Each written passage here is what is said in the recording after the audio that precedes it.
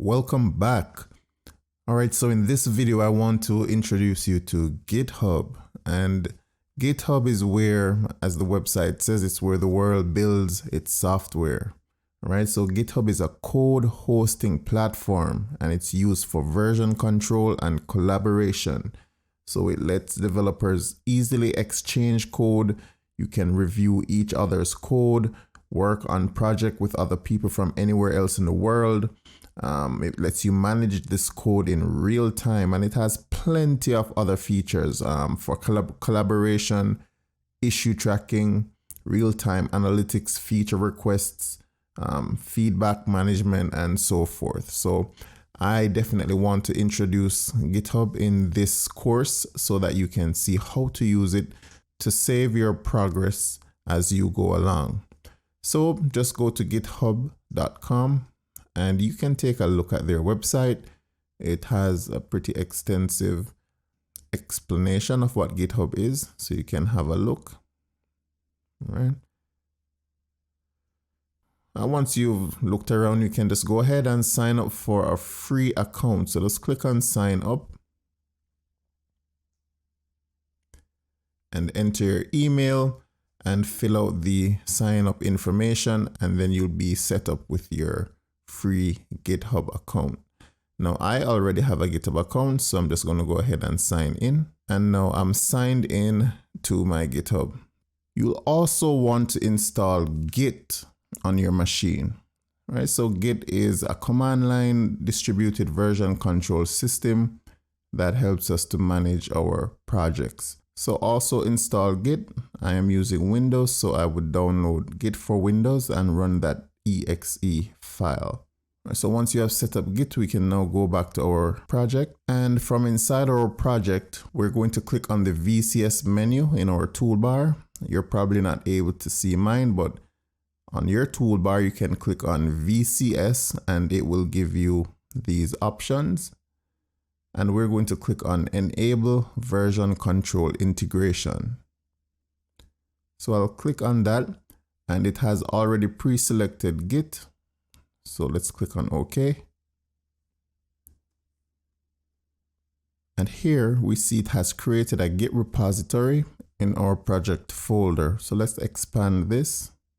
So we've enabled Git, but we haven't added anything to our source control yet. But we can see here from our files that are showing in red that as far as Git is concerned, these are new files that are not yet added to Git. Therefore, they are not yet in source control. At this point, we can decide which files that we want to be in our source control and make our first commit.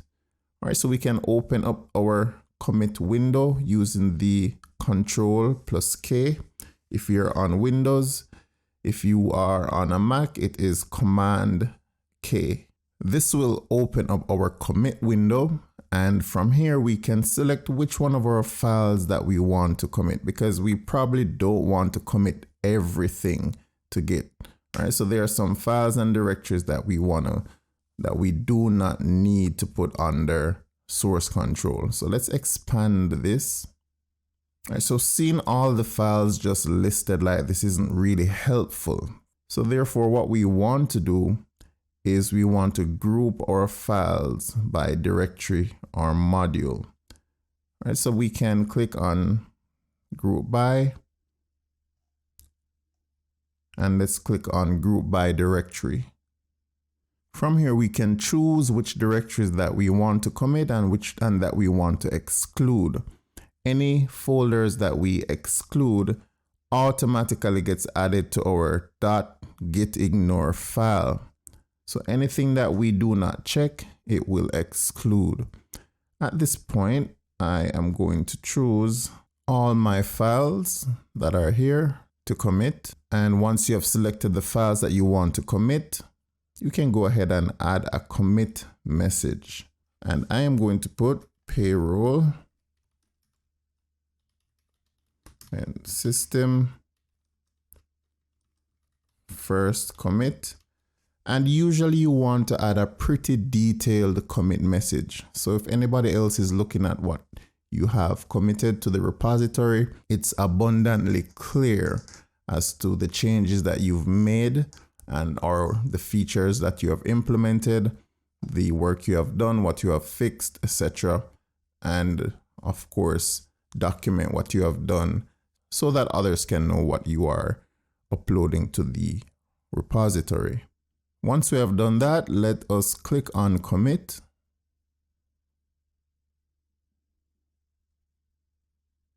And we have 13 warnings, so let's just take a look at what those are. And it's something that's negligible, so we'll just ignore the warnings and we'll click commit anyway. And we get our confirmation message that our files have been committed.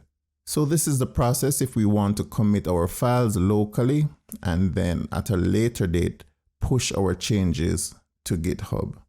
Now let's close this project tab. And when you are now ready to share your file on GitHub, we can go to our Git menu and scroll down to GitHub and click on Share Project on GitHub. So let's click on that. We're going to give this repository a name, and I'm going to call it Payroll Manager and _ Java. And I'll just give it a simple description. It's a payroll management system.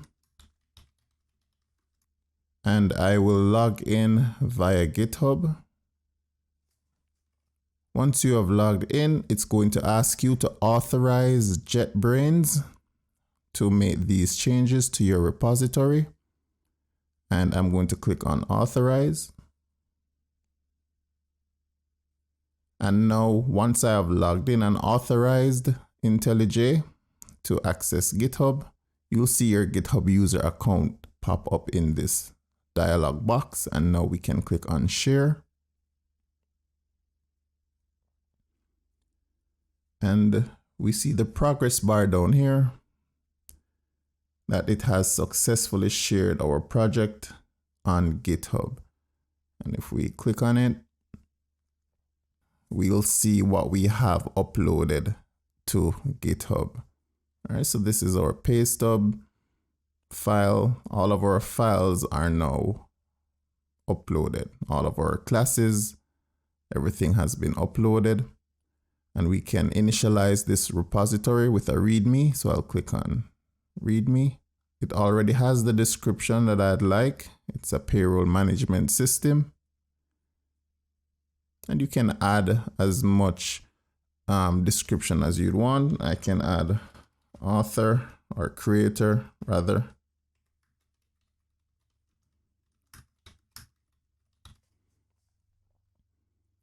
And I'll just commit this new file. All right, so now we have our README file. And all right, so that is really how you go about uploading your code to GitHub. From here on out, as I make my changes, I'll commit them locally on my machine, and then I will upload the changes to GitHub.